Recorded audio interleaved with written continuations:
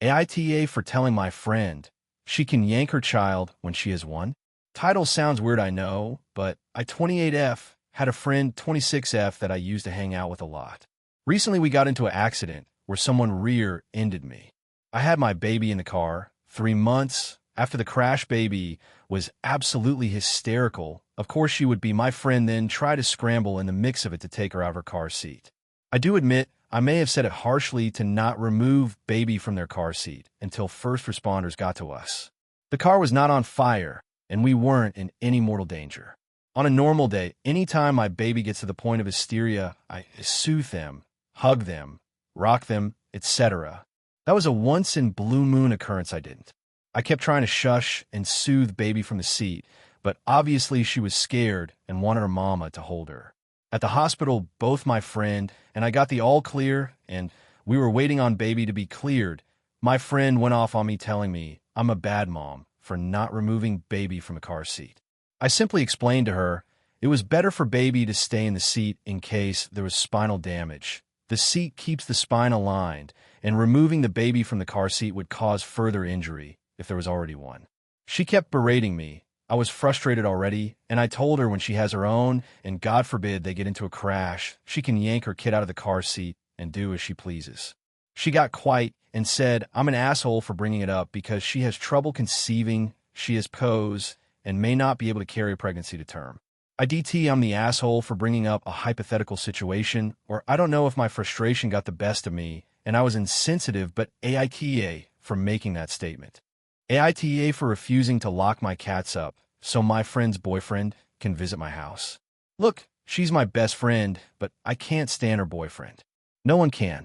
All he does is make rude, snarky comments and complains about everything everywhere he goes. Nothing is ever good enough, or nothing is ever as good as his stuff. I decided to have a small cookout at my house. He has made comments about its location and quality many times before. Nonetheless, we're planning to have good food, drinks, and a whole lot of other stuff to spend some time with our friends and relax a little, and they're both invited. My bestie is worried about her boyfriend's cat allergies. I have 2 cats. Both hide when people are over. She asked me to lock them in the room for the day to not upset his allergies. He has been in my house twice now and has never complained about my cats. I simply told her no. After she persisted, I reminded her he's been around them and their fur, which lingers around at all times in the past. I asked what he did then to manage it. She said take Benadryl. I recommend he take again before/after his visit. She persisted, so I said I'm not locking my cats in a room for the day. And so far that's been that. Ida, I'm not sure if my dislike of her boyfriend is clouding my judgment, but I also think of how panicked and uncomfortable my cats will be, and it seems unreasonable to request that from me. Also, their discomfort really doesn't seem worth his company. I don't know. Ida, will I be the a-hole if I move in without my partner? My fiancé, 27F, and I, 30M, bought an apartment last year. We spent about 6 months and a lot of money to get the apartment ready and habitable. In the last few weeks, we've been finishing up the bigger parts of the apartment, having a workable kitchen installed, a bedroom, internet, and those kinds of things. Recently, we ticked off one of the last holding points preventing us from moving in, that is having a washing machine and dryer installed. Before having the washer and dryer actually installed, when we were given the installation date, I had already started moving over some non-essential items like winter clothes and some small souvenirs/collectibles. She, on the other hand, has not moved a thing yet from her stuff. For context, both of us live separately, her with her parents and me with mine. Recently, I brought up that once it is habitable, I am planning to move in. She seemed to be taken aback by this, saying that it is our place and we should move in together. While I do agree with her that it is our home, I don't really see anything wrong with moving in before her, as it would also allow me to help her move in. Currently, she is unable to move as she has a lot of pending deadlines this month related to her studies, and between work and her studies, she is barely having any time to herself, let alone getting ready to pack up all her stuff and move. While I understand her wanting to move in together, I am very unhappy in my current living situation and cannot wait to get out of here. She gets upset at the thought of living in our apartment by myself without her there. On the other hand, I just can't stand the thought of having a ready-to-move into apartment and not being able to move in just because she gets upset at not moving in at the same time. I'm torn on whether I should insist on moving without her and wait for her there, or if I should just wait it out a bit longer until she is in a position to be able to move. She also has not provided a date or a general idea of when she would be able to move, which also concerns me a bit. Whipta, if I insist on moving in when I am ready and packed up everything? Aita asked the neighbor to move their little farm stand because people are stealing from MY Garden. Not the a-hole. Before anyone says, just build a fence, we can't afford it right now. And no HOA. My neighbor set up one of those pantry/farm stands where people can take items that they grew in their garden, pantry stuff, donated stuff, etc. In theory, it's a great idea, and especially in a time when life in America sucks ass and people are struggling to make ends meet, my family included. The problem, people started coming into MY Yard to pick things in MY Garden. I put up signs saying not to do it. I installed rabbit fence around the garden. I've angled a tarp so you can't see what's there from the road. People just hold their kids over the fence to pick tomatoes and beans or jump it. I ended up getting into an argument with a lady over it. I yelled HEY stop. Those are not for you to take. She told her kid to move faster and then try to run away. I caught up to her and asked her what the fuck her problem was, and she turned it into how dare I swear in front of her child. Why am I so angry? Am I really that upset about a couple tomatoes? I said I am upset that you are stealing from me. The next day, I approached my neighbor. I asked if I could maybe help move it to the other side of their driveway, so it's next to the other neighbor's house. They don't have a garden out front. They said at least not until the end of the season. I asked if they could make larger signs, talk to people, just do something. They were like, can you really not afford to share? I said that they aren't taking my zucchini because they're starving. They're taking my tomatoes because they want them.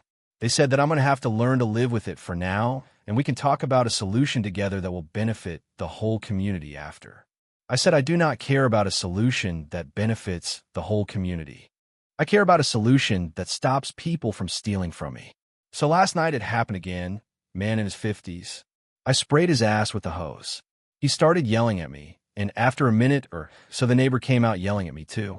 People have posted on a neighborhood board to be careful if they come by, because I'm an asshole. The neighbor says I'm scaring people away from a community resource.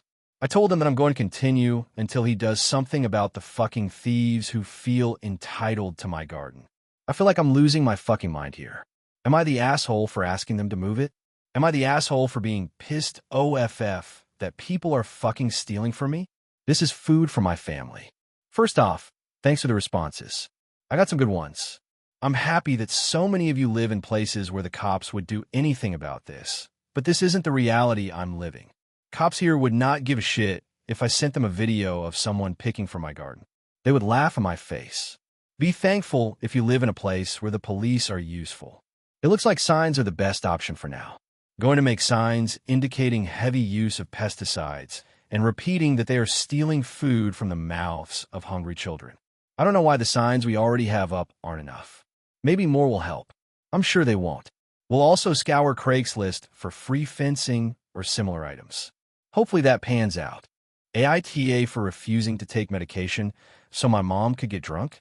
I, 18F, have had a constant problem with my mom, 37F I think, where she likes to get drunk every other night and blast music all night, preventing me from sleeping. Tonight, I snapped at her when I smelled alcohol on her, with my exact words being, "Are you drinking already?" And she came up to my room asking if she and I could talk.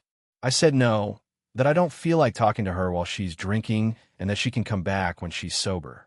She tried to slide $20 through my door and asked me if I would accept $20 to pop a Benny, take Benadryl, to go to sleep so she could drunkenly blast music all night.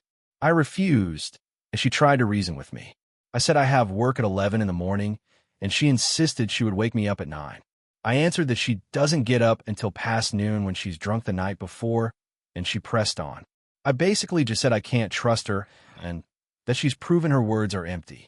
She made me slide her the $20 back, which I didn't mind, and she left. Now, she's in the garage pouting about not being able to blast music. Still, some people on Reddit have sent me DMs when I post things complaining about my mom, saying things like she's just being silly and you'll regret saying things like this when she's dead. So now I have to know, am I the one being an asshole about her drinking? AITA for crying during my brother's wedding? I, 34M, recently finished a very nasty divorce towards the end of January. While it was clear I was upset about it at the time to anyone I talked to, I like to think in the last few months I've really gotten better and that I've separated myself quite well from the whole situation. Last week was my younger brother's, 28M, wedding. Me and him were always close growing up, and I knew how much this day meant to him. I was very proud of him in the moment and began to tear up during the ceremony, which was met with stares from many family members and others.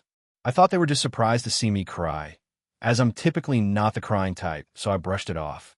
Once the ceremony ended, however, the bride's mother and her father not far behind came over to me and began scolding me. I didn't catch what she said at first because I was confused, but it became clear she accused me of crying over my divorce and taking away from their moment. I tried to explain that I was crying tears of joy for my little brother, but they weren't having it and told me to leave right away. I tried to calm things down and talk to my brother and his wife, but was told they wanted me gone. The next day, I was met by 2 texts, a text from my brother and a text from his wife. From my brother, it was a message saying he was disappointed and said I shouldn't have attended the ceremony if I knew I wouldn't be fit to attend. The message from his wife was similar. Aita, AITA neighbor, keeps opening the door to our apartments and confronted me about closing them. I live upstairs in a 4-plex. We have a big door with a hallway that keeps bugs out and temperature controlled. This couple moved in across the hall, and I've had nothing but problems with them since they moved in. They lock their dog on our shared patio where it shits and pisses everywhere, and they won't walk it or let it inside. They were looking through our window and took a chair I was using and basically the whole patio and made it to where me and my fiance don't feel comfortable using it. Literally have a conversation area that takes the whole patio up. The lady yelled at me to take my groceries in faster once, and now they're propping the big outside door open with a giant rock and getting angry if anyone closes it. For reference, it is 90 degrees outside. There are hella wasps. She caught me closing it one time and told me they want it open so they don't have to have the light in the hallway on. It's a tiny light. I genuinely don't know what to do. These people are crazy and make me feel insane. AITA for not asking permission to get married first. M and I have been best friends since we were 5 and are very close in a group of 4 girls, and it's a given we are each other's bridesmaids. M has asked me. I plan on doing so once wedding date is set. M got engaged whilst pregnant in 2024 to her partner of 4 years, and whilst on maternity leave has booked her wedding date for October 2026. I got engaged to my partner of 13 years in April 2025. I wanted a Christmas 2025 wedding, but with little time to plan, we have decided on spring 2026. No date set. Currently viewing venues/deciding. I found out today from other friends I am expected to ask M's permission to marry first, and irrespective, she's incredibly angry that I'll be getting married, or plan to, in 2026 as it's her wedding year. I am planning her Hindu for June 2026, and she's also livid at the suggestion my wedding might be a few weeks before her hen. M has expressed she doesn't care about how selfish she is being, as she was single for a long time, and it's her wedding, finally her time, about her, and that she will not speak to me about it, because I should have the good grace to speak to her privately before making any plans or booking my wedding. I don't have any family support financially, no mother to come wedding dress shopping with me, and none of my close 3 friends are all that fussed by my engagement. It's okay with me. I'm excited to marry my partner and start our family. I felt hurt about the lack of energy/interest initially, but I chalk it up to everyone being busy. M has a nearly 1-year-old. Other friend is 7 months pregnant, and the other lives abroad now. I do find wedding planning tough because it highlights the severity of my dysfunctional family on a day that does focus on the role of your parents, which they know. But now I feel so sad that I'm in this situation. I've been called coy and cagey, and I think the impression is I'm being sneaky or secretive. AITA for excluding my daughter from a movie night. I 40M and my wife 39F have 3 great kids, 13M, 12F, and 9F. Our youngest daughter doesn't handle horror very well. She can only handle Scooby-Doo, and even that is sometimes too scary for her. But she, of course, wants to see scary stuff and throws temper tantrums when we say no. Last night, my wife and our two older kids wanted to watch Alien, and we figured we'd watch it after our youngest daughter was in bed. Since it's summer, we've bumped her bedtime up to 9:30. After my wife and I put our daughter to bed, we went downstairs to start the movie. After the movie had started, our youngest daughter came down and asked what movie we were watching. We asked her why she wasn't in bed, and she said she heard her sister mention that we were going to watch a movie and asked if she could watch too. We told her no because it was too scary for her, but she kept insisting that she could handle it. I eventually firmly told her no, but she kept insisting that she could handle it. So I picked her up and carried her back to her bed. She screamed and protested the whole time, saying, "No, Daddy, I want to watch the movie." When I tucked her back in bed, she kept protesting, saying it wasn't fair to have family movie time without her. That's when I said to her, "This is not family movie time. This is a time for people who are big enough for scary movies, and you're too little for scary movies." She said, "No, Daddy, I'm big enough for scary movies," and tried to get out of bed. That's when I raised my voice and firmly told her, "No, you're too little for scary movies, and it is past your bedtime. Now, if you get out of bed again, you're in trouble." I then tucked her back into bed and kissed her goodnight. Then we all watched the movie as planned. We could hear our daughter screaming and having a tantrum from upstairs for a while, but we ignored it, and it did stop. AITA for excluding my daughter from a movie night? I 40M and my wife 39F have three great kids, 13M, 12F, and 9F. Our youngest daughter doesn't handle horror very well. She can only handle Scooby-Doo, and even that is sometimes too scary for her. But she, of course, wants to see scary stuff and throws temper tantrums when we say no. Last night, my wife and our two older kids wanted to watch Alien, and we figured we'd watch it after our youngest daughter was in bed. Since it's summer, we've bumped her bedtime up to 9:30. After my wife and I put our daughter to bed, we went downstairs to start the movie. After the movie had started, our youngest daughter came down and asked what movie we were watching. We asked her why she wasn't in bed, and she said she heard her sister mention that we were going to watch a movie and asked if she could watch too. We told her no because it was too scary for her, but she kept insisting that she could handle it. I eventually firmly told her no, but she kept insisting that she could handle it. So I picked her up and carried her back to her bed. She screamed and protested the whole time, saying, "No, Daddy, I want to watch the movie."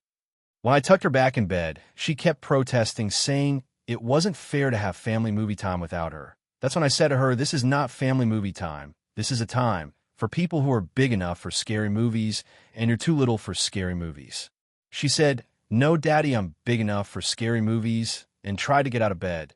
That's when I raised my voice and firmly told her, "No, you're too little for scary movies, and it is past your bedtime. Now, if you get out of bed again, you're in trouble." I then tucked her back into bed and kissed her goodnight. Then we all watched the movie as planned. We could hear our daughter screaming and having a tantrum from upstairs for a while, but we ignored it, and it did stop. I thought I handled it fine until today, when my wife came to me very upset with me for how I handled it. She said it would have been better to just let her watch a movie that was appropriate for her with us, and then put her to bed and watch Alien, because then she wouldn't have felt excluded. I disagreed because our daughter knew it was past her bedtime, but my wife still thinks I didn't handle it right. Aita? AITA for stopping my girlfriend from vacuuming when our downstairs neighbor's mom just died? For context, we live in a house that's divided into 2 floors. My landlord and his girlfriend live on the 1st floor, and my girlfriend and I live on the 2nd. Today, my landlord messaged me to say that his girlfriend's mother had passed away, and that if we heard loud crying, we should try to be understanding. I told him it was no problem, offered my condolences, and planned to bring them flowers tomorrow to show my respects. Here's the problem. Her family is there, all gathered together. My girlfriend, who bought a new vacuum today, thinks it's a good idea to vacuum our apartment, which she does daily. I told her that out of respect, she shouldn't do it. I offered to do it tomorrow after work, but I didn't think it was right to do it today. We argued a lot because she said it didn't matter, that it would only take 10 minutes. We kept arguing to the point where I took the vacuum into the bathroom. Am I the asshole for doing that? Am I in the wrong? We don't have good sound insulation between the floors, so it would be quite loud. What do you think? Am I the asshole? I apologize for my English. Spanish is my first language. AITA for leaving the house without warning. Not the a-hole. I, 21F, am currently living with my grandparents, 77F and 80M. There's a Dunkin' Donuts in the city that is a 7-minute walk from their house. I have walked there multiple times in the past with no problem. This morning I told my grandmother, I'm going to Dunkin' to get a drink. She responded with okay. I went to my room, grabbed my key, then left. When I came back, maybe 20 minutes later with my drink in hand, she started panicking. She asked, what happened? Did you have that delivered? I was very confused and said, no, I told you I was walking to Dunkin'. She immediately started panicking again and said, you didn't tell me you were leaving. I was bewildered. I reminded her how I explicitly said that I was going to walk there to get a drink. She told me that she didn't realize I meant that exact minute and had no idea I even left the house. She started going on a rant, saying what if there was an emergency and she was searching all around the house for me and couldn't find me. I was dumbfounded given the fact that I'm literally about to turn 22 next month, have my phone on me, and I personally thought what I said sufficed. I called my mom to get her opinion, and she agreed I shouldn't even realistically need to ask permission to walk to Dunkin', especially at my age. My grandma got mad that I called her and once again said that she didn't realize I meant I was going to leave right at the moment. What I said was, I'm going to walk to Dunkin' to get a drink. I thought that was fine, and that made it more than clear enough I meant right then. She was so angry I called my mom, but my mom agrees that they have been way too overprotective during the time I've been staying with them. Believe me, I'm incredibly grateful they're letting me live with them. This just feels like a bit much in my opinion.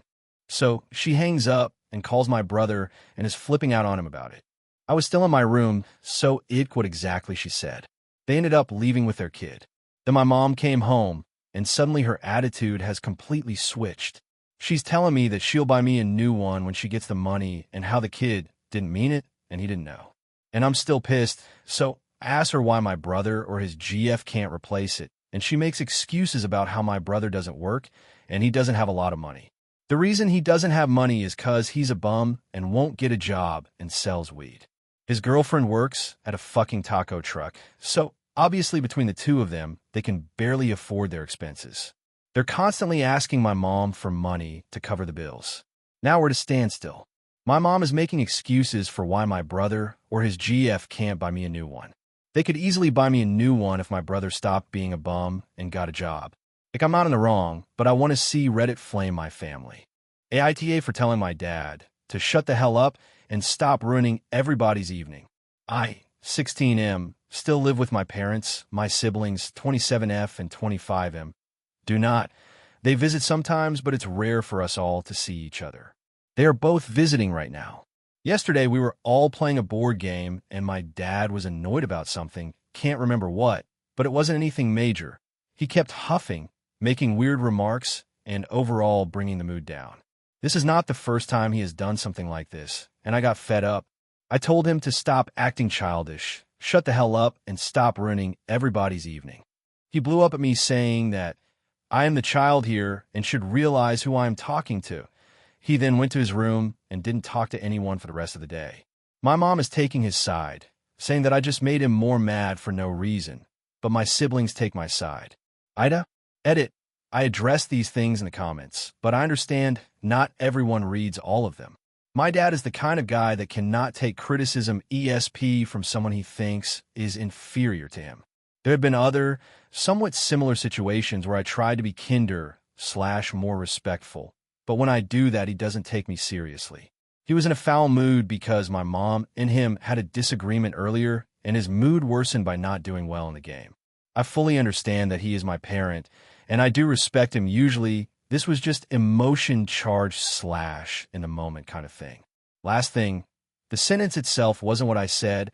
I am European, so I had to translate for my language. I used some harshish words, but did not swear at him. Thank you for all your replies. AITA for refusing to travel with my childhood friend again after she complained the entire trip. We took a destination wedding trip this month, something we've been planning for 4 months. I had to save up, I don't earn much, and when my office delayed our salaries last month, things got tight. Despite that, I managed to save enough and went on the trip with my friends. The friend who stayed with me, for a couple of extra days, earns much more than I do. She lives in her hometown, while I'm responsible for living in another city, so I have more expenses. But during those 2 days, she acted as if she had no money.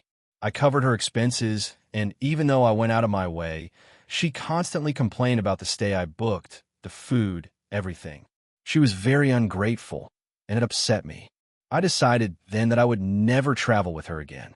When it was time to leave, she barely said goodbye properly. It hurt to see such behavior from a childhood friend. A few days later, I called her to explain how unhappy I'd been with her attitude. She asked, what did I do wrong, but wasn't willing to accept any responsibility. She seemed to be in a different zone and didn't acknowledge what she'd done. Aita, because I'm tired of catering to one daughter. Every time my husband and I make plans to visit our adult girls, 2 both married and grandkids, in a 4-hour flight, I never get a response from one for days, while the other has her response for us to do things with grandkids within a day. 30 days should be enough notice if we can visit. And there's other family we visit with also. 7 days before trip, and still just lame excuses with no definite dates. I'm just totally over catering to this daughter. My husband, on the other hand, acts like planning makes no difference and just go with the flow. But I like some idea of where and when to visit. Just over feeling rushed for the last minute. Well, if you can make it plans, because then I look like the bad guy if we can't break other family plans to see grandkids. It's hard for large get-togethers because of work schedules. AITA for refusing to help my boyfriend's dying mother while planning a trip to Europe. Not the a-hole. I, 25F, live with my boyfriend Liam, 24M. About a month ago, his mom Tanya began claiming she's dying of cancer, but no diagnosis has been confirmed. Every hospital visit ends with her being sent home. A nurse even told Liam she might be faking. It started when she stayed one night at our 1-bedroom apartment. That turned into a week of chaos. She refused AC and fans, said they hurt her skin, but blow-dried her hair daily. The apartment smelled awful. Everything had to be dark and silent, and she constantly demanded help. She even stormed into our bedroom at 3 a.m. asking Liam for massages. We sleep naked, so that was awkward. She criticized our Buddhist souvenirs, insisted we hang a cross, I did, and complained nonstop. She suggested we move in with her, an hour from our jobs/school. I'm a full-time student with 2 jobs and a 4.0 GPA, and I was falling behind. Liam, who works full-time, switched to remote work. His boss hated this, to care for Tanya. Her health updates were always shifting. MRI, canceled surgery, then chemo postponed due to infection, then E. coli. Always a new reason. No clear diagnosis or paperwork. Where her husband, David, who funds her lifestyle, was away, she made us go to her house to get her jewelry because she thinks he'll steal it when she dies. He's an alcoholic, according to her. We were supposed to take her to the ER right after, but we ended up staying 16 hours doing chores. I folded 420 clothing items, cleaned the whole house, and felt like her unpaid maid. Not a single please or thank you. She was stalling to go to the ER, and when we finally got there at 5 a.m., she said she'd check herself in and sent us home. 3 hours later, she called again, sobbing for help. She had been rejected by the ER. I suspect she faked it. Liam and I have both been skipping meals, losing sleep, and falling behind at work to help her. He once said he's waiting for her to pass away so he can move to Europe. He's been forced to manage her divorce, lawyer meetings, and funeral prep. Meanwhile, David Asterisk, who's paying the hospital bills and had been kept in the dark about all this, sent Liam aggressive texts like, "I call bullshit," and "don't show up at my house no more," then later apologized. Tanya called again begging for help. But this time, she wanted me because David is jealous of Liam. I had clearly told Liam I needed that weekend to study for final exams. And going to that house alone seemed sketchy. Now, I'm planning a 2 to 3 week Europe trip to see my mom, whom I haven't seen in over a year. Liam says he supports it, but called it a little selfish. He's asked, if I were dying, would you quit your job to be with me? And if it were your mom, would you help her? I felt pressured to say yes. But truth is, my family wouldn't lie to me or use me like this. I love Liam and want to be there for him, but I don't trust his mom, and this is starting to affect our relationship. aita for refusing to help Tanya and going home to Europe. Aita, for refusing to attend my sister's wedding after she uninvited my daughter. Throwaway account because this is a mess and people in my family use Reddit. I45F have been planning to attend my younger sister, Emma's 32F wedding for over a year. Emma and I have always had a complicated relationship. She's the baby of the family and has always been somewhat dramatic and attention-seeking, but I love her and have always tried to be supportive despite our differences. The issue centers around my daughter Lily, 16F. Lily has been struggling with severe anxiety and depression for the past 2 years. It started after my divorce from her father, and the pandemic really made things worse. She's been in therapy and on medication, and while she's doing much better now, she still has bad days and sometimes needs accommodations. One of Lily's biggest triggers is large crowds and formal events. She gets panic attacks and sometimes needs to step outside or find a quiet space. She also has some sensory issues. Loud music, bright lights, and certain textures can be overwhelming for her. We've learned to manage this by always having an exit strategy and letting her bring her comfort items, a small stuffed animal and noise-canceling headphones. When Emma got engaged, I was thrilled for her. I immediately started planning, bought a dress, arranged time off work, the whole 9 yards. Emma seemed excited to have Lily there too, and even asked her to do a reading during the ceremony. Lily was nervous but agreed because she wanted to support her aunt. About 3 months ago, Emma started getting really stressed about wedding planning. She became obsessed with everything being perfect and started making increasingly unreasonable demands. She fired 2 vendors, had multiple meltdowns about the flowers, and generally became a brat. I tried to be understanding because I know wedding planning is stressful, but it was getting difficult to deal with. The first red flag came when Emma called me crying because she'd seen some photos from another wedding, where a child had a meltdown. During the ceremony, she was worried about something similar happening at her wedding. I reassured her that Lily would be fine, and reminded her that we always have backup plans for these situations. Emma seemed satisfied with this conversation. 2 weeks later, Emma called again. This time she was even more worked up. She'd been reading wedding forums online, always a mistake, and had convinced herself that having anyone with mental health issues at the wedding was a liability. She used those exact words. Mental health issues, like my daughter was some kind of time bomb. I was hurt but tried to explain that Lily's anxiety is well managed and that we'd never put her in a situation where she couldn't handle it. Emma then suggested that maybe Lily could just come to the reception, not the ceremony. I was annoyed but willing to compromise. Lily was disappointed about not doing the reading, but she understood and was still looking forward to the party. But Emma wasn't done. A month ago, she called with her final decision. She had decided that she didn't want Lily at the wedding at all. Not the ceremony, not the reception, nothing. She said she'd been talking to her fiancé Jake 29M and his family, and they all agreed that having a disruptive teenager there would ruin the vision they had for their perfect day. I was absolutely stunned. I asked her what she meant by disruptive, and she said that Lily might have a panic attack, or need to leave early, or draw attention away from the bride. She also mentioned that Lily sometimes stims when she's nervous. She clicks her nails together quietly, it's barely noticeable, and that this might be distracting during the ceremony. I told Emma that I was hurt and disappointed, and that, if Lily wasn't welcome, then I wouldn't be coming either.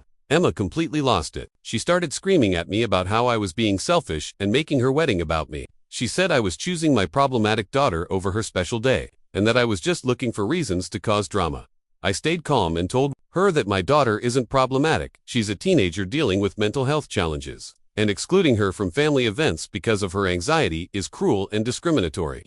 I said that if Emma couldn't find room in her heart for her own niece, then maybe I didn't know her as well as I thought I did. Emma then said something that I can't get over. She told me that she never wanted Lily to do the reading in the first place, and that she only asked her because she felt sorry for her. She said that having a broken kid do part of the ceremony would make everyone uncomfortable, and that she was just trying to be nice. She actually used the word broken to describe my daughter. I hung up on her. I was shaking with anger and hurt.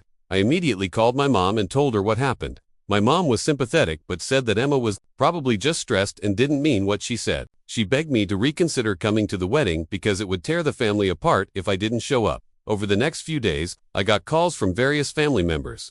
My dad, 70M, was firmly on my side and said he was disgusted by Emma's behavior. My brother Mark, 38M, was more neutral but said he understood why I was upset. My Aunt Carol, Emma's godmother, called to tell me I was being overdramatic and that Emma deserved to have her perfect day without worrying about accommodating anyone else's needs. The worst call came from my Uncle Tom, 52M, who basically said that I was being selfish for forcing my daughter's problems on everyone else. He said that when he was growing up, kids with issues just didn't go to adult events, and that was better for everyone. He also said that I was raising Lily to be entitled by expecting accommodations everywhere we go. I was furious. I told him that my daughter deserves to be included in family events just like any other kid, and that her anxiety doesn't make her less worthy of love and acceptance. He said I was being a helicopter parent and that I needed to stop making excuses for her behavior. Meanwhile, Lily was heartbroken. She'd been looking forward to the wedding for months and had even picked out a dress. She started blaming herself, saying that she was the reason I couldn't go to the wedding. I assured her that this wasn't her fault and that Emma was wrong to exclude her, but she was still devastated. The situation got worse when Emma started posting on social media about how excited she was for her wedding, and how she couldn't wait to celebrate with all the people who truly matter. She also posted some passive-aggressive quotes about cutting toxic people out of your life and surrounding yourself with positivity. It was pretty clear these were directed at me. Last week, Emma's maid of honor, Jessica 30F, reached out to me. She said that Emma had been talking about the situation and that Jessica thought Emma was being unreasonable. Jessica has a son with ADHD and understood how hurtful it must be to have your child excluded from family events. She offered to talk to Emma about reconsidering, but I told her not to bother. At this point, even if Emma changed her mind, I wouldn't feel comfortable bringing Lily to an event where she clearly wasn't wanted. Jessica also told me something that made me even angrier. Apparently, Emma had been complaining to the bridal party about how I was using Lily's mental health to manipulate her and get attention. She said that I was probably exaggerating Lily's anxiety to make myself look like a victim, and that I was just mad because I wasn't going to be the center of attention at the wedding. This really got to me because I've spent the last 2 years doing everything I can to help Lily while trying to keep our struggles private. I've never asked for special treatment or made a big deal about accommodations. I've always been discreet about Lily's needs and have gone out of my way to make sure she doesn't feel different or singled out.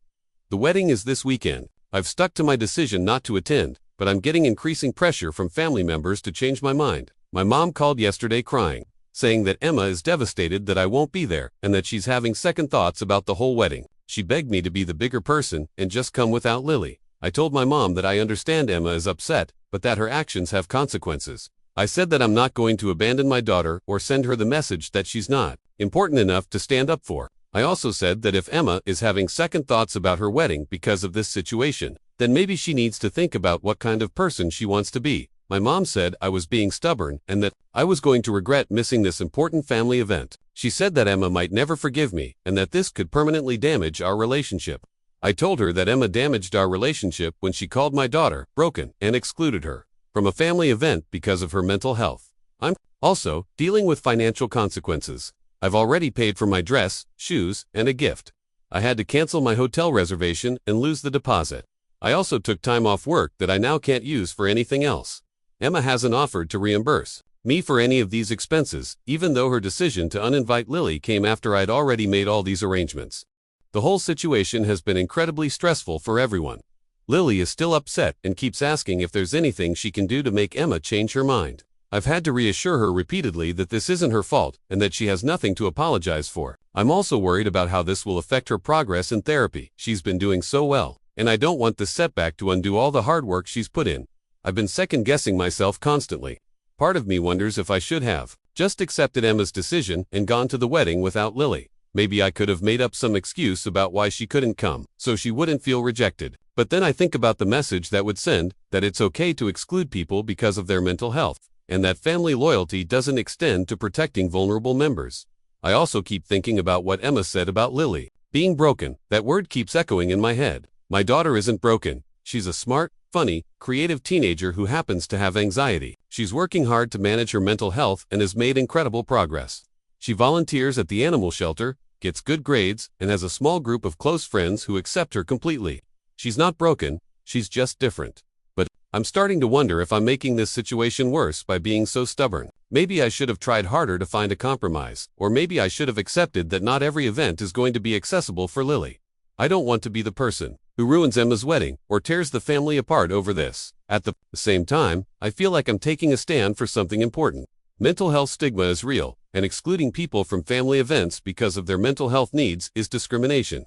If I back down now, what message does that send to Lily and 2 other family members who might face similar situations in the future? I'm also hurt by how quickly some family members turned on me and Lily. People who I thought would be supportive have said some really hurtful things. It's made me realize that there are some pretty toxic attitudes about mental health in my family, and maybe this situation is bringing those attitudes to light.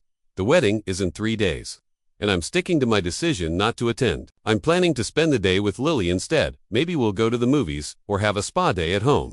I want to show her that she's valued and loved, and that I will always prioritize her well-being over other people's expectations. But I can't shake the feeling that I might be making a mistake. This could permanently damage my relationship with Emma and potentially with other family members. I might be missing out on a once-in-a-lifetime event because I'm being too proud or stubborn to compromise. So Reddit. Aita for refusing to attend my sister's wedding after she uninvited my daughter because of her mental health needs. Should I have just accepted Emma's decision and gone without Lily? Or am I right to take a stand against this kind of discrimination, even if it means missing an important family event? Update. I know this post is already really long, but I wanted to add that Emma texted me this morning. She said that if I really cared about her, I would find a way to be there for her wedding. She said that she's sorry if I misunderstood her intentions, but that she just wanted her day to be perfect and stress-free. She didn't apologize for calling Lily broken or for excluding her. She just said she was sorry that I misunderstood. I haven't responded to the text yet because I honestly don't know what to say. Part of me wants to give her one more chance to do the right thing, but I'm also tired of being the one who always has to compromise and accommodate everyone else's feelings while my daughter's feelings don't seem to matter to anyone. Anyway, I'm interested to hear what you all think. Have I been the asshole in this situation, or am I justified in my decision? Aita for keeping my grandmother's inheritance secret from my family for 3 years. Using a throwaway because this is about to blow up my entire family and I need unbiased opinions before everything hits the fan. I 28F lost my grandmother 3 years ago. She was the most important person in my life growing up, basically raised me while my parents, both doctors, worked crazy hours.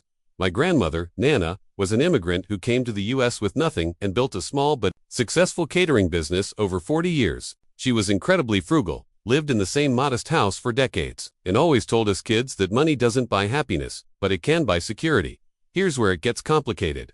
My family has always been problematic when it comes to money. My parents make good money but are terrible with finances, always living paycheck to paycheck despite six-figure salaries because they spend everything on luxury cars, expensive vacations, and keeping up appearances. My brother Jake, 31M, is even worse. He's bounced between jobs, has racked up massive credit card debt, and has borrowed money from everyone in the family multiple times without ever paying it back. My sister Maya, 25F, is a different kind of problem. She's always been the golden child, beautiful, charismatic, and completely spoiled. She's never held a real job, went to expensive private schools that my parents paid for, and has been supported financially by the family her entire adult life. She's currently finding herself as an influencer while living rent-free in a condo my parents bought her. Then there's me. I was always the responsible one, the one who got good grades, worked part-time jobs through high school and college, and graduated with a practical degree in accounting. I live modestly, save my money, and have never asked my family for financial help. But I was also always treated as the boring one, the one who didn't need attention or support because I had my life together. When Nana got sick, I was the one who took care of her. I moved back home for 6 months to help with her care, took unpaid leave from my job, and was with her every day during her final illness. My parents were too busy with work. Jake was going through a rough patch and couldn't handle the stress, and Maya was too sensitive to deal with seeing Nana so sick. During those final months, Nana and I had a lot of deep conversations. She told me how proud she was of me, how I reminded her of herself when she was young, and how worried she was about the family's relationship with money. She said she'd worked her whole life to build something to leave behind, but she was afraid that if she left it to everyone equally, it would just enable my parents and siblings' bad financial habits and be gone within a few years. About a month before she passed, Nana asked me to drive her to her lawyer's office. She said she wanted to update her will and asked me to be her witness. I assumed she was just making small changes, but I was wrong. She was changing everything. When the lawyer read the will after her funeral, everyone was shocked. Instead of splitting her estate equally among her 3 children, my dad and his 2 siblings, she left the bulk of her estate to me. We're talking about her house, worth about $400,000, her savings, $200,000, and the ongoing income from her catering business, $50,000 per year. She left smaller amounts to my parents, aunts, and uncle, $25,000 each. And she left my siblings $10,000 each. But here's the kicker. She also left me a sealed letter that the lawyer gave me privately. In it, she explained her reasoning and asked me to keep the full extent of the inheritance secret from the family for at least 3 years. She wanted to see if people would change their behavior around money during that time, and she wanted to protect me from the family's reaction until I was more established in my career. The letter also contained instructions for what she wanted me to do with the money. She wanted me to use it to go back to school for my CPA, buy a house, and start building real wealth. She also wanted me to help family members who were genuinely trying to improve their financial situations, but not to enable bad behavior. She basically made me the family's financial gatekeeper. So for the past 3 years, I've been living this double life. As far as my family knows, I inherited $50,000. I told them I used it to pay off student loans and put a down payment on a small condo. In reality, I've been living in Nana's house, which I told them I was renting cheaply from the estate. I've been using the catering business income to pay for my CPA program, and I've been saving most of the rest. During this time, I've watched my family continue their destructive financial patterns. My parents have gotten into even more debt and have started dropping hints about expecting an inheritance windfall that will never come. Jake has started 3 different business ventures that all failed, and he's borrowed another $15,000 from my parents that he'll never pay back. Maya has racked up $30,000 in credit card debt buying designer clothes and furniture for her content creation, and she's been talking about expecting to inherit enough money to pay off all her debts. The worst part is that they've all been treating me like the poor one in the family. They make comments about my little apartment. It's actually a 3-bedroom house. My old car, it's paid off and reliable. And my boring job, I'm now a CPA with a good salary. They've started being condescending about my lifestyle choices and making jokes about how I'll never be able to afford the things they have. Last month, my uncle Peter, Nana's youngest son, passed away unexpectedly. At the funeral, the topic of inheritance came up, and my aunt mentioned that she was surprised Peter didn't leave more money behind. This led to a conversation about Nana's estate, and my dad started talking about how he expected that when the estate stuff was fully settled, there would be more money coming to the family. I realized they still don't understand that the will was final and that there's no more money coming. They think the amounts they received were just preliminary distributions. Maya actually said that she was counting on her real inheritance to pay off her credit cards and that she might use it to start a business. This is when I realized I needed to tell them the truth. Nana's 3-year timeline is almost up anyway, and they're making financial decisions based on money that doesn't exist. I talked to the lawyer who handled the estate, and he agreed that it was time to be honest with them. I decided to tell them at my parents' house last Sunday during our usual family dinner. I brought copies of the will and the letter from Nana. I explained that I'd been keeping the secret at Nana's request, and I told them the full truth about the inheritance. The reaction was, explosive. My dad immediately accused me of manipulating Nana when she was sick and vulnerable. He said there was no way she would have left everything to me unless I had somehow tricked her or pressured her. He demanded to see the original will and threatened to contest it in court. My mom was crying and saying that I had betrayed the family by keeping this secret. She said that if I had really inherited that much money, I should have shared it with everyone regardless of what the will said. She accused me of being selfish and greedy. Jake was furious. He said that I had watched him struggle financially for years while sitting on hundreds of thousands of dollars. He said that a real sister would have helped him with his business ventures and that I was responsible for his failures because I could have prevented them. Maya was probably the most upset. She started screaming that I had let her rack up debt while I was secretly rich. She said that I had been lying to her face for 3 years and that I had enjoyed watching her struggle. She also said that she was going to tell everyone we know what kind of person I really am. The dinner ended with everyone storming out. Since then, I've been getting nasty texts from all of them. My parents are demanding that I do the right thing and split the inheritance equally. Jake is threatening to sue me. Maya is posting passive-aggressive stuff on social media about fake people and family betrayal. But it's not just my immediate family. Word has spread to the extended family, and I'm getting mixed reactions. Some relatives are supportive and say that Nana had the right to leave her money to whoever she wanted. Others are saying that I should have told everyone the truth from the beginning and that keeping it secret was wrong. My Aunt Carol, Nana's daughter, called me yesterday and said that while she respects Nana's wishes, she thinks I've handled this poorly. She said that I should have found a way to help my siblings without enabling their bad habits and that letting them make financial decisions based on false expectations was cruel. My Uncle Mike, Nana's other son, is completely on my side. He said that he always knew Nana was worried about the family's spending habits and that he's not surprised she made this decision. He also said that my parents and siblings are proving exactly why Nana didn't trust them with money. I'm also getting pressure from family, friends who have heard about the situation.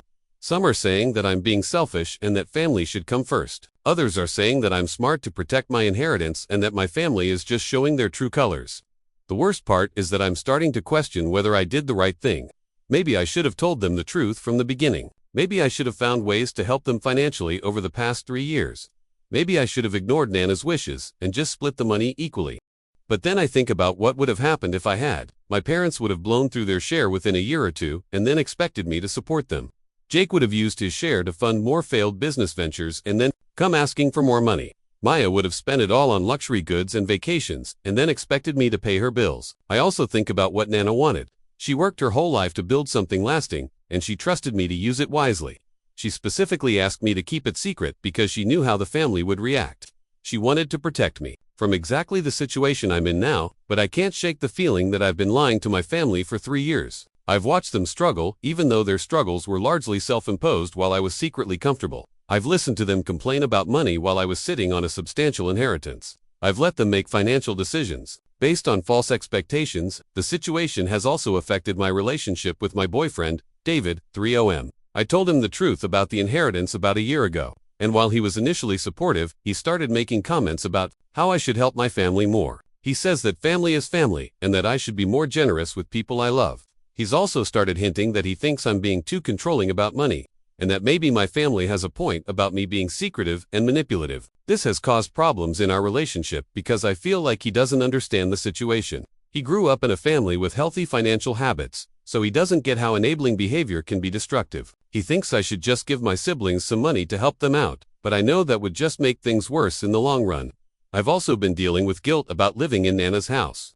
My family doesn't know I own it, so they think I'm just renting it cheaply.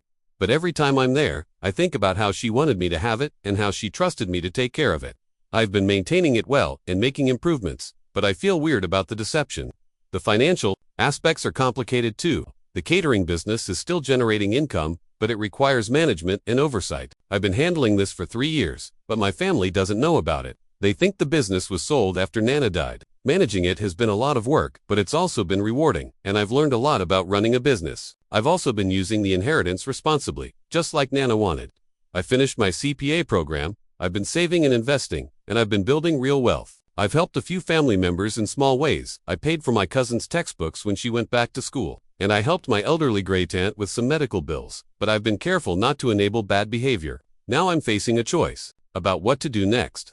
My family is demanding that I share the inheritance, but I know that would go against Nana's wishes and would likely be financially destructive for everyone involved. At the same time, I'm tired of the secrecy and the conflict, and I want to have honest relationships with my family. I've been thinking about compromises, but I'm not sure what would work. Maybe I could help pay for my siblings to get financial counseling, or to pay off some debts if they agreed to change their spending habits. Maybe I could set up trust funds for them that would provide steady income but prevent them from accessing the principal. Maybe I could invest in legitimate business ventures if Jake came up with something realistic. But I'm also worried that any compromise would just be seen as an admission that I was wrong to keep the secret. And I'm worried that once I start giving money to my family, it will never end. They'll always expect more, and I'll always be the bad guy when I say no. I'm also concerned about the legal implications. My dad is threatening to contest the will, but the lawyer says it's solid and that too much time has passed for a successful challenge. Still, the threat of legal action is stressful, and I don't want to spend years fighting my family in court. The social implications are also weighing on me. Word is spreading in our community, and people are taking sides. Some family friends have stopped talking to me, while others have been very supportive. I'm worried about how this will affect my professional reputation and my personal relationships. I keep going back to what Nana would want me to do. She was a wise woman who understood people and money better than anyone I've ever known. She specifically asked me to keep the secret for 3 years and to use the money to build a secure future. She trusted me to make good decisions and to help family members who were genuinely trying to improve their lives. But she also loved her family. Despite their flaws, she wouldn't want this inheritance to tear us apart permanently. She would want us to find a way to move forward together, even if it took time and effort. I'm planning to meet with the lawyer again next week to discuss my options. I'm also considering family counseling, though I doubt my parents and siblings would agree to it right now. I'm hoping that once the initial shock and anger wear off, we can have a more rational conversation about how to move forward. In the meantime, I'm trying to stay strong and remember why Nana made this decision. She saw something in me that made her trust me with her life's work. She believed that I would use her gift wisely and that I would find a way to help the family without enabling destructive behavior. But I'm also human, and I'm tired of being the responsible one all the time. I'm tired of being the one who has to make the hard decisions and deal with everyone else's anger and disappointment. I'm tired of being seen as the boring, selfish one when I'm actually trying to do what's best for everyone in the long run. So Reddit, Aita for keeping my grandmother's inheritance secret from my family for 3 years. Should I have told them the truth from the beginning, even though it went against her wishes? Should I share the money now, even though I know it won't help them in the long run? Or was I right to honor her wishes and keep the secret until now? I know this is a complicated situation with no easy answers, but I'm hoping for some outside perspective. I feel like I've been living in a bubble for 3 years, and I need to know if I'm being reasonable or if I've been a selfish asshole this whole time. Update. I'm adding this update because I've been getting a lot of messages asking about specific details. Yes, I have documentation for everything, the will, the letter from Nana, and all the financial records. Yes, I've been paying taxes on the inheritance properly. Yes, I've been managing the catering business legally and ethically. And yes, I've been living well below my means and saving most of the money, just like Nana wanted. I've also been asked why I didn't tell my boyfriend the truth sooner. Honestly, I was scared. I'd seen how people treated me differently when they knew about money, and I wanted our relationship to develop naturally without that complication. I probably should have told him sooner, but I was following Nana's advice about keeping the secret. Anyway, thanks for reading this novel-length post. I know it's a lot, but I wanted to give you all the context so you could give me honest feedback. I'll probably post an update after I meet with the lawyer and figure out my next steps. Am I the a-hole for not telling my sister that her fiancé tried to kiss me? So this has been eating me alive for the past few months, and I honestly don't know what to do anymore. I 26F have a sister to 9F. Let's call her Claire. Claire and I have always had a complicated relationship. We're not super close. She's always been the golden child, and I've always been the sensitive one. But we've gotten a little closer in recent years, and I really thought we were making progress. Claire got engaged to Jason 30M last year. At first, I was genuinely happy for her. Jason seemed nice, respectful, funny, a little quiet, but he made Claire laugh and treated her well. Or, so I thought. The problem started 3 months ago when my boyfriend, Jake 27M, and I were invited to a cabin weekend trip that Jason organized for a group of his and Claire's close friends. Claire couldn't come last minute because of a work emergency, but Jason said we should still go since everything was paid for. Jake couldn't make it either because he had a family thing. I thought about canceling, but Jason convinced me it was fine. I would just be one of the group, and there were other people going. Well, it turned out the group was just me, Jason, and 2 of his work friends, both guys I didn't know. I felt awkward, but I figured I'd just keep to myself and go home early if needed. The first night, everything was fine. We drank a little, played card games, and I went to bed early. The second night, the other 2 guys went out to grab something, and Jason and I were left alone at the cabin. We started talking over drinks. Nothing flirty or inappropriate, just life stuff, families, wedding plans, that sort of thing. Then out of nowhere, Jason starts talking about how different I am from Claire, how I listen more, how I'm softer, how I make people feel seen. I felt uncomfortable and tried to laugh it off, but he kept going. Then he said, "You know, if I'd met you first, things might have been different." I froze. I tried to change the subject, but then he leaned in and tried to kiss me. I pushed him back hard. I told him he was out of line, and I left the room immediately. I ended up locking myself in the guest room for the rest of the night and left early the next morning. He texted me once saying, "Sorry, I drank too much." And that was it. Since then, I haven't told Claire. I told Jake, and he was furious. He wanted me to tell her right away, but I begged him not to. I didn't want to destroy her relationship. If it was just a drunken mistake, and I didn't want to seem like the jealous little sister trying to ruin her happiness. She was so excited for the wedding. But now, it's been 3 months. The wedding is next month. Claire keeps asking me to help with bridesmaid stuff, and every time I see Jason, I feel sick. He acts like nothing happened. Sometimes he even winks at me when she's not looking, like he knows I won't say anything. Last week, Claire and I were at lunch and she asked me if I thought Jason was acting weird lately. I panicked and said no. I feel like I betrayed her. Jake keeps telling me I'm protecting a guy who disrespected both me and her, and the longer I wait, the worse it'll be. But now, it's so late in the game. If I tell her now, it'll implode her life. She's already spent thousands on the wedding. She's so excited, and our family loves him. What if she doesn't believe me? Or worse, what if she does and hates me for waiting so long? I'm trapped. I know I didn't do anything wrong, but am I the a-hole for not telling her when it happened? For keeping this to myself? Am I the a-hole for refusing to let my brother-in-law live with us after his wife left him Evan, though we have the space? I 36M have been married to my wife, Laura 34F, for 8 years. We have 2 kids together, 6F and 4M. And we live in a decently sized home in the suburbs. It's not a mansion by any stretch, but it has 4 bedrooms and a finished basement, so we're comfortable. Things have always been pretty solid between Laura and me, some disagreements, like any couple, but we make a good team.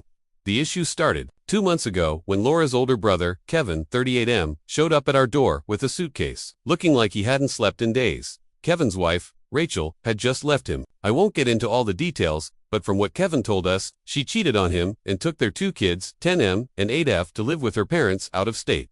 Kevin was blindsided. He had no backup plan, nowhere to go, and no real support system. He asked if he could stay just for a few weeks until he figured things out. Laura looked at me pleadingly. I didn't want to be cold, so I agreed on the condition that it would be temporary. Maybe a month max, and that he'd chip in with chores or groceries if possible. At first I felt bad for the guy. He was clearly broken. He barely left the guest room. He didn't eat much. He stared at the wall a lot. I tried to give him space and didn't expect much. But as the days turned into weeks, things shifted. Kevin never helped out. Not once. No dishes, no trash, no cooking.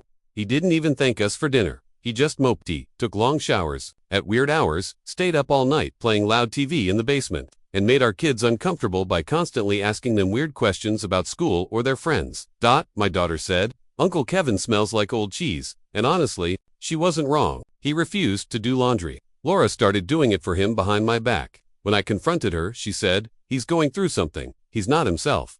I get that. I really do. But after a month, he wasn't improving.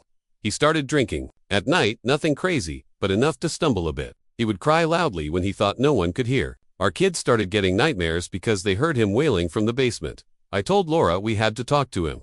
We gave him 6 weeks total to find another place, either get a roommate, stay with a friend, or find a cheap sublet. Laura got really upset and said I was being heartless. She argued that family means being there when it's inconvenient. I told her that I didn't sign up to be a rehab center, that our kids were scared, that he made her sad, stressed, and anxious. Every day, that I work 60 hours a week and I come home to a man-child who hasn't moved an inch toward helping himself. She didn't like hearing it. We argued. She cried, but I thought we had reached a compromise. She told Kevin he had until the end of the month to figure something out.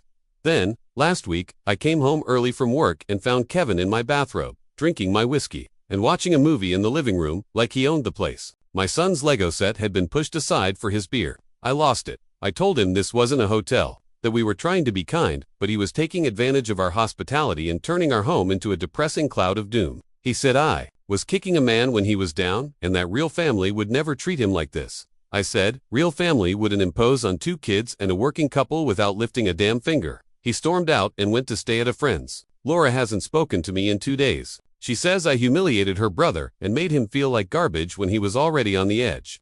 Her exact words were, if he kills himself, it's on you. I don't even know what to say to that. I never told him to leave. I told him to act like a guest, not an entitled squatter. I understand pain, but I don't think that justifies making your sister and her family miserable for months. My wife says, I don't understand depression, that Kevin's life imploded and I made it worse. Maybe she's right. Maybe I could have been more patient. But I also have a family to protect. My kids were scared of their own Uncle Dot. So Reddit. Am I the a-hole for kicking out my grieving, depressed brother-in-law when he crossed too many lines? TLDR. My wife's brother stayed with us after his wife left him. He became a burden, scared the kids, didn't help out, and sulked constantly. I asked him to move out. My wife says I'm heartless and blamed me for possibly worsening his depression. Am I the a-hole?